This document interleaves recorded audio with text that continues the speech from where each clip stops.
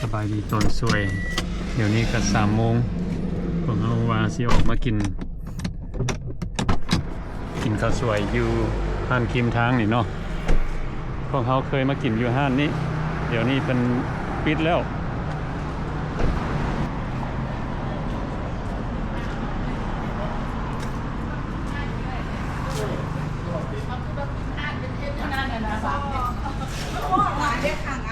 ขึ้นหลายห้างกินถึง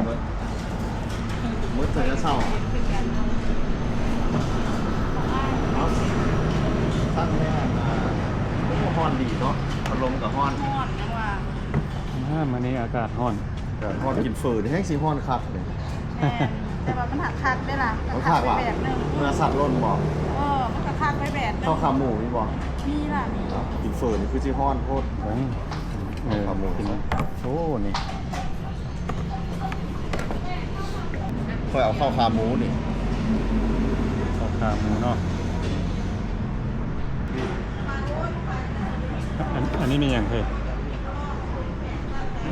กะเพราหมูกรอบ กะเพราหมูกรอบไอพัดลมกันยังฮ้อนเอาข้าวขาหมูคือกันนั่นแหละปะข้าวขาหมู2เด้อขาหมู2เนาะมะนาวโลเป๊ปซี่นี่บอก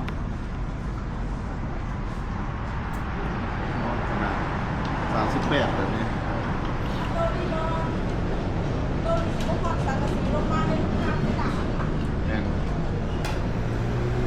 เดี๋ยวนี้38 ดีกรีเนาะ38แบบนี้38ชุดแฟนให้โอ้พอดี100บ้าเจ้าคอนเวิร์ตว่ะไปวันนะฮ้อน100 ดีกรีเฟสโนแห่งฮ้อนวันนี้ซูซีกันมื้อนี้ก็พักผ่อนจากข้าวเปียกแล้วก็เฟอเนาะโอ้มันฮ้อนบ่อยากเข้าไปในแห้งสิฮ้อนครับบ่อยากสดน้ำฮ้อนดีกว่าเหตุผลเพิ่นว่าเขาเจ้าปิดย้อนหยังหั่นตัวนี้เราเคยมากินยังบ่ได้สัมภาษณ์มันต้องมีเหตุผลป้ายนี้ขึ้นอยู่ได้ล่ะ1 2 5 3คุณเนาะชื่อห้านเพิ่นอ่านว่าจังได๋ห้านหอมใบเตย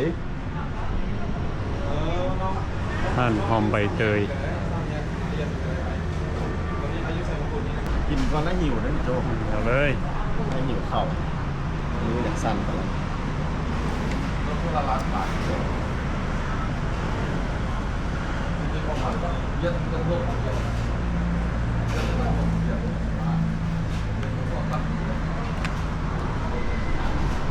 เข้าผมสั้น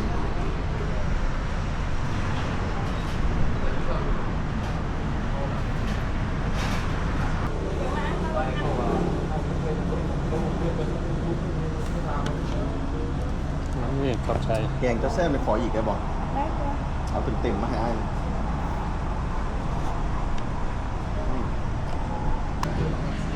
เป็นจังไดข้าวขาหมูของเพิ่นครับแซ่บบ่พอเสือกำลังหิวเป็นเสือหิวเนาะนี่ขายให้พี่น้อง FC ได้เบิ่งน้ำกันห้านหอมใบเตยข้าวขาหมูของเพิ่นเฮายังบ่ฮู้เนาะราคาเท่าใดสิมีลวกผักมีผักหอมมีข้าวเจ้าแล้วก็มีขาหมูแล้วก็มีน้ำเจียวแล้วก็น้ำซุปของเพิ่นว่าดีนะเจ้าเนาะ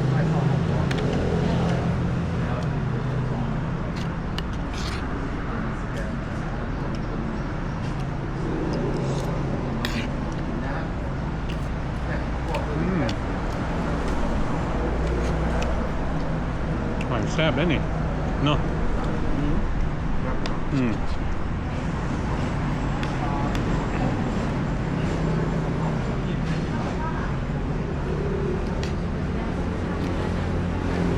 มีไข่มานำแล้วก็มีหมึกแตงนี่แหละเนาะชีวิตของพวกเขาแต่ละมืออยู่ประเทศลาวกับแบบนี้แหละบ่ได้ สำหรับคนนั่นนะบ่ได้วิทย์เคล็ดลับเหตุการณ์เนาะ มาอยู่ลาวมีเงินพอใช้จ่ายก็สะดวกสบาย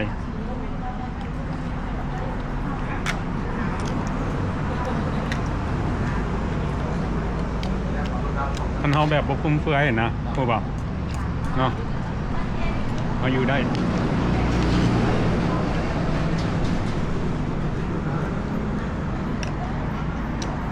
คันเฮาฟุ่มเฟือยหลายสิอยู่ลาวอยู่อเมริกาอยู่ประเทศใดก็บ่พอ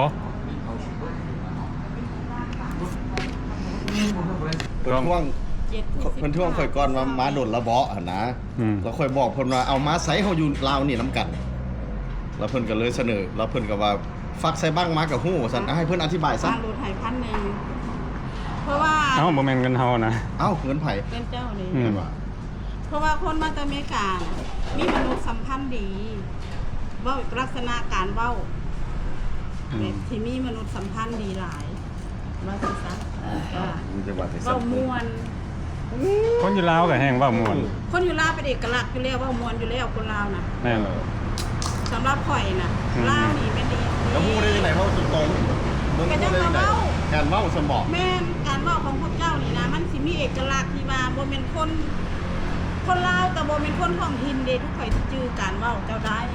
นะ การเว้ากันจ๋า แม่น มันก็เว้าลาวไอ้ต้อยน้ำเจ้าอยู่ เว้าลาวแต่มันมีตัวหนึงที่ว่าเขาสามารถจับจุดเจ้าได้ว่าเจ้ามาจากต่างประเทศ โอ้ไปก็งงคือกันได้นี่ จับจุดพวกเจ้าได้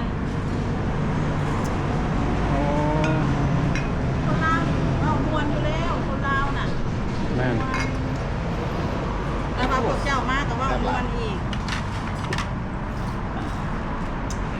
อันสูตรอาหารพวกข่อยก็มาจากอเมริกาคือกัน เอ้า คนเจ้าไปเห็นรูปภายนอก สาวข่อยไปเฮ็ดอยู่อเมริกาเด้ไปเรียนอยู่อเมริกาเฮ็ดอาหารอยู่อเมริกาเฮ็ดตึกอยู่อเมริกาเฮ็ดอยู่ผู้ช่วยเชฟอยู่อเมริกาแล้วเพิ่นสอนเจ้าของห้างให้สอนอาหารให้ใส่เชฟสอนละอันอาหาร แล้ววันนี้ลูกสาวอยู่ไสเด้อ สาวเฮ็ดตัดเพิ่นเพิ่น เรามาแต่ต่างประเทศแล้ว แม่ มันอยู่ลาว แม่ แล้วมาเปิดห้างนี่มันไปไหนห้างเราอ่ะ โบห้างเอื้อยแล้วมาพาเอื้อยแล้วเฮ็ดแต่เราบ่ได้เฮ็ดเรากลับมาเฮ็ดมื้อเราก็มื้อ เจ้าเป็นแม่ เราแม่ เจ้าพอเศร้าได้ละ อุ้ยข่อยบ่มีเงินข่อยก็บ่ซอยลูกซอยเต้าไปให้จ้างก็พรการจ้างไปนี่ กับพออยู่ลาลาเธอกับบุได้มีลามีการเนาะ แม่โตบ่ได้เฮ็ดหยังเป็นแม่เงินธรรมดาซอยกัน แล้วห้านนี้เจ้าเศร้าบ่หรือว่าเป็น เศร้าเพิ่น โอ้และอันห้านนั้นเป็นอย่างเพิ่นคือปิดนี่นะ เพราะว่าเพิ่นอันญาติเพิ่นเสีย โอ้ เอิ้นบ้านภาษาชาวบ้านเอิ้นว่าตายอะนะ ปิดชั่วคราวสิ แม่นอีก2-3มื้อเพิ่นก็ เดี๋ยว มา ป้ายยังอยู่ตรงนั้นเด้ถาวรบอกบูมีป้ายตัวนั้น อ๋อเพิ่นเป็น22ห้านเด้ โอ้โหผู้เดียว แม่น อืม แล้วห้านเจ้าเปิดมาดนแล้ววันนี้เอา โอ้ปีที่3 ปีที่สามโอ้ ที่ไปไสต่อบัดนี้ไปเที่ยวโรงเรียน เลาะน้ำบอลน้ำพุ่นแล้ว ทาง น้ำหุ่ม อ่างน้ำหุ่มทาง อืม กาแฟอ่างน้ำหุ่มน่ะ มื้อนี้ก็อากาศร้อนเนาะ การฮอดไลน์ 100 ดีกรี เพราะว่ากับข้าวกระไดน้ำแห้งช่วงนี้ย่างฝนค่ะ โอเค อืม ไปแต่มาเท่าไหร่กับมาแวะห้างเจ้าก็จะสังเกตดูบอกก็จือหน้าจือตาไปอยู่บอก คุณนักมารีวิวน่ะ นี่ ทั่วโลกเห็นวิดีโอห้างเจ้า อืม แม่มารีวิวอาหาร ฉันก็มีลินลาแล้วผมก็มาแวะนี้ โดยสายเป็นมวลเด้อเดินทางปลอดภัยเด้อ โอเคขอบใจเด้อให้โชคให้มานเด้อ โดยเส้นกันทักมันทักความเป็นลาวแล้วขึ้นมาลาวเด้อ โอเค โดยบ้านพ่อขมวลคือกัน ขอบใจ โชคดี โอเคขอบใจ โดย บ้านยังก่อนนี่จืออยู่อ่ะ สิเกิดบ่ บ้าน แป๊กที่แยกกันขึ้นทางด่วน โอ้ใกล้สี่แยกขึ้นทางด่วนว่าซั่นอาจจะเป็นบ้านสีเกิดเนาะ อืม คันเว้าผิดก็ขอโทษขออภัยโอเค ข้าวขาหมูเพิ่นแซ่บด้วยเนาะแกงเพิ่นก็แซ่บ แซ่บหลายยังว่าอันสองคนผู้ดี80,000 กีบถ้วยหนึ่ง40,000 จนอิ่มเนาะ อิ่มแซ่บหลายผู้ใดอยากมากินข้าวขาหมูแซ่บก็ มาแวะเด้อ โอเคไอ้ส่งเบอร์อันน้ำให้เจ้าแล้วจะโทรเอาน้ำเพิ่นให้เพิ่นมาส่งเลย ไก่สีแยกขึ้นทางด่วน อาจจะเป็นบ้านสีเกิด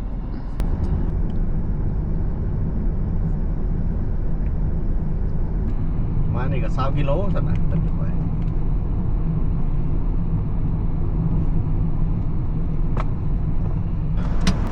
มาแวะซื้อขนม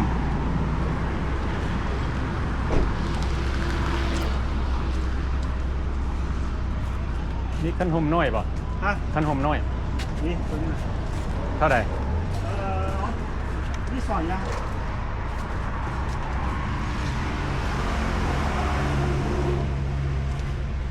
อยากได้ตัวน้อย ตัวนี้ใหญ่โพดมีแล้วตัวใหญ่ ตัวนี้แย่ป่ะ ตัวน้อยโอ้ตัวพับบ่มีเนาะ ตัวภาพนี้นะ มีป่ะเท่าไหร่นี่ตัวนี้ 85 มันบนได้ใหญ่ที่ตัวนี้ แย่ ใหญ่ป่ะ แย่ อันเปิดให้ได้ป่ะเพราะว่าบ่อยากต้องการใหญ่หลาย ตัวนี้ใครพูดว่าเนี่ย ฮะ ตัวนี้แย่แย่ดี โอเคมีแต่สีดอกไม้ดิป่ะ มีแต่สี ลายดอกไม้เห็นป่ะลายอื่นบ่มีป่ะตัวนี้เลยใช่ไหม คือกัน ตัวนี้กับลายดอกไม้คือกัน มันสีต่างที่ตัวนี้มันอยาก มีแต่สีสี หึ เอาสีนี่อะไรสีกัน อืม นี่ไหน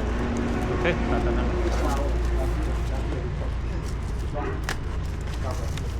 ก็ได้ก็จะว่า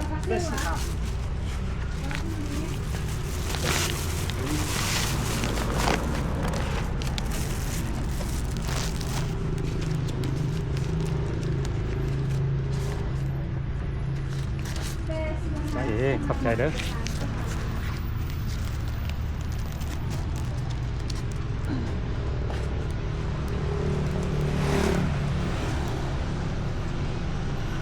มาแวะซื้อขนมเพราะว่ามื้อนี้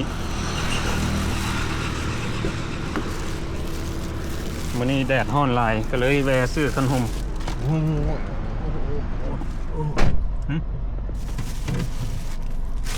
แดดร้อนหลายมาแวะซื้อขนม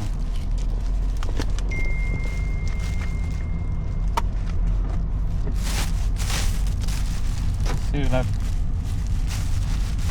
กินไว้โลเลเนี่ยเหรอ น้อยเหลือไว้คนรถ ตัวนี้ครับ เท่าไหร่ล่ะ 85,000 ต่อเขาเท่าไหร่ โบได้โต โอ้เศรษฐีเงินล้านเนาะ ฮะ เขาว่าเพื่อให้ต่ออยู่แล้วจีน แม่นว่ะ ต่อครึ่งหนึ่ง โอ้โหได้เขาอ่ะ นั่นแหละเขาจังเขาว่าแพงไว้ เขาบ่ลึงเด้ เนาะ คือว่าเพราะว่าเขาลึงอยู่อเมริกานะมาบาทมานี่เขาไปบางบอนราคาสำใดส่วนหลายเขากระจายรถ โอ้ ส่วนหลายเขาบ่คิดว่าสิโตอย่างนะ จีนตัวนึงครึ่งหนึงเขาบริติดราคาใส่เลย ใช่ป่ะ เขาว่าเอาเลยแหละ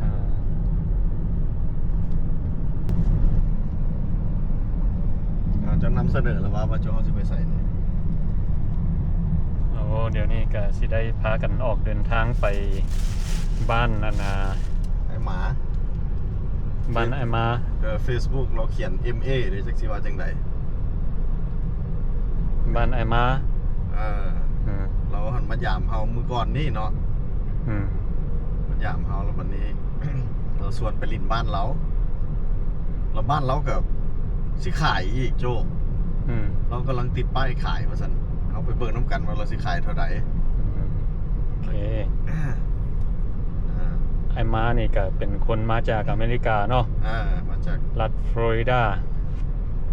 แต่ว่าเมืองหัน บ่แน่ใจ บ่แน่ใจเนาะเพราะว่ามื้อนั้นเพิ่นเว้าคอยโพด เราอยู่ตัวคนเดียวว่าซั่นเอาไปเบิ่งน้ำกันนี่แหละ อืม พวกเฮือน เป็นคนรีไทร์และย้ายมาอยู่ประเทศลาวเพิ่นก็ได้กินเงินเดือน เราเจ้าขาย300 ล้าน300 ล้านก็ตกเป็นเงินดอลลาร์ประมาณ 13,000 ปลาย กือบ 14,000 นั่นแหละเกือบ 14,000 ดอลลาร์ได้ทั้งดินทั้งเฮือนแต่มื้อนี้เขาไปยามเรานะครับสัมภาษณ์เราเป็นอย่างเราคือสิยังขายมันก็ไก่จากเวียงจันทร์ประมาณ20กิโล23กิโลเด้เราส่งแผนที่ให้ครับแผนที่ว่า23กิโล14กิโล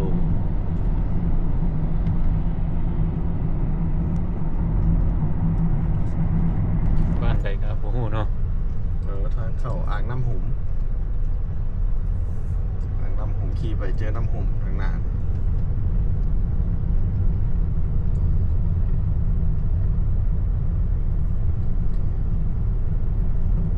ธรรมศาสตร์ออกมาลินเกตนอกมือเนี่ย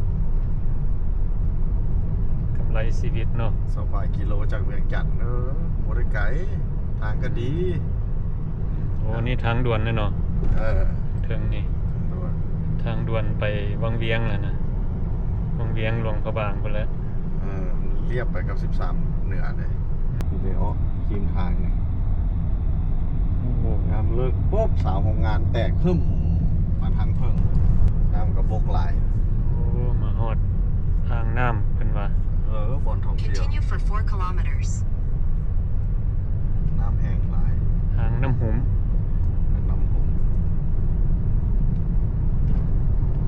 ขี่รถลงภูไปต่อขี่ไปอีกเป็นน้ำสวง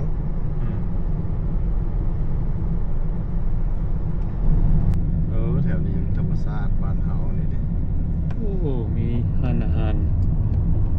มีน้ำมีร้านอาหารรถมันมีน้ำตลาดไม่บุญมีหลายคนเนาะ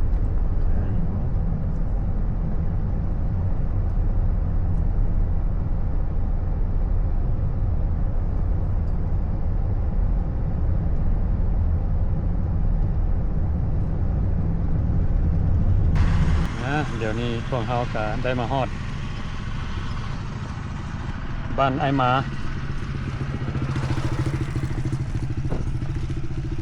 ไปดิเสียเอิ้นเจ้าว่าจังไหนก่อนไอเอิ้นอ้ายหยังไอหมาว้าย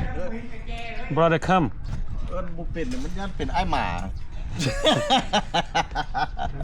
นี่เป็นฮอดสับฮอดก้นข้างหลังบ้านแล้วก็เมดตัวบ่ฮอด28นี่เป็นฮอด30เอาชงแก้ง28กับบ่ฮอดนะสบายดีอ้ายสบายดีจับมือรถแม่ละเฮาไอ้หมาไอ้หมาก็ได้ไม่ก็ได้โอ้ยสิทายอยู่บ่ได้ก็ขี้ลายอยู่เฮือนกูต้องเอาเบียร์นะจุ๊บเพิ่นบ่กินเบียร์มันสิเอาโออีซอกอีชิโอ้มีแค่เป็ดบ่เอาเบียร์เขากินอีกหน่อยนึงเขาจะไปน้ำหุ่มเนาะไม่ค่ำเลยเนาะมีครบเปิดอาหารการกินจะพักกำลังปลูกกำลังกินได้กินบ้างจะอยู่กับไผ่แล้วอยู่คนเดียวนี่เขาก็สัมภาษณ์กันไปเจ้ามาแต่ขอทำมันยืนคนแม่เข้าเหน่งเรื่องอะไรโอ้ยมันจะน่าอายอยู่เอาสิน่าอายยังนี่มันเป็นมาบนบ้านเลยนะดีใจมีหมูไก่โอ้เรามีไก่มันบ่ฮอด30มันบ่ฮอด30ดิเลยนะเจ้าแปลกวันนี้เลย15คนไปอะไรไก่30ตัวคนเอาขี่มาอันใส่พัดจริงอ่ะเจ้าอยู่กับไผ่กับผู้เดียวนี่ว่ะเอาพี่เดี๋ยวมาอยู่นี่ผู้เดียวจะมีพี่น้องอยู่บ้านนี่หว่าพูดเป็นมาซื้อดินจะซื้อไปเขาไม่ได้เขาทำอะไรก็ได้ไปเขาทำอะไรจะซื้อดินแล้วปลูกนั้นหลังนี้ซื้อดินปลูกเกินเลยโอ้หมดแล้วเขาเอาไม่ทับทั้งหมดเนาะเข้าไปเบิ้งข้างในกินน้ำที่เราจะไปเนาะขอทายได้อยู่ที่กินน้ำแรงมาทำกันหน้าหามือห้องน้ำเย็นโอ้บ้านปลูกยังบ่แล้วเนาะเยอะเลยอันนี้สิเป็นแบบห้องนอนว่ะห้องนอนห้องนึงก็คันห้องนอนห้องนึงได้คันห้องนอนห้องนึงไอ้ไม่ใช่แล้วห้องนะคันห้องนึงถ้าเรากินเบียร์แล้วกินเราจะโดนดินี่นั่ง เพื่อนนี่คนแรกเลยว่าละอัน โอ้ไอ้บ่าวหนุ่มเดี๋ยวมาปลุกเพื่อนพี่เนาะไอ้บ่าวหนุ่มมีไทยจากอเมริกา เช่นน้อยเขาก็สิถามเพิ่นเล็กๆน้อยๆเนาะ เราพัดอายซ้ำแบบนี้ ฮะ เราว่าเราอายผมเนี่ยคุณน่ะเราก็อยู่เลย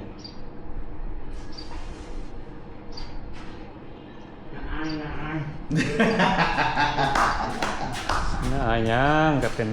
กันเองนี่แหละเพื่อนคนแรกงามเลย โอ้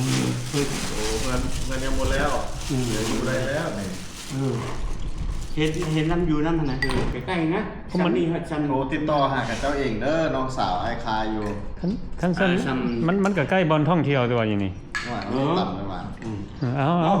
อยู่ดีมีแฮง มันไกลท่องเที่ยวอยู่พุ่นคันมันอยู่ทั้งหน้าล่ะแม่นโจอันนี้มันไกลบนท่องเที่ยว เอาบ่ได้อยู่หันอ่างน้ำหุ่มเป็นบ่อนท่องเที่ยว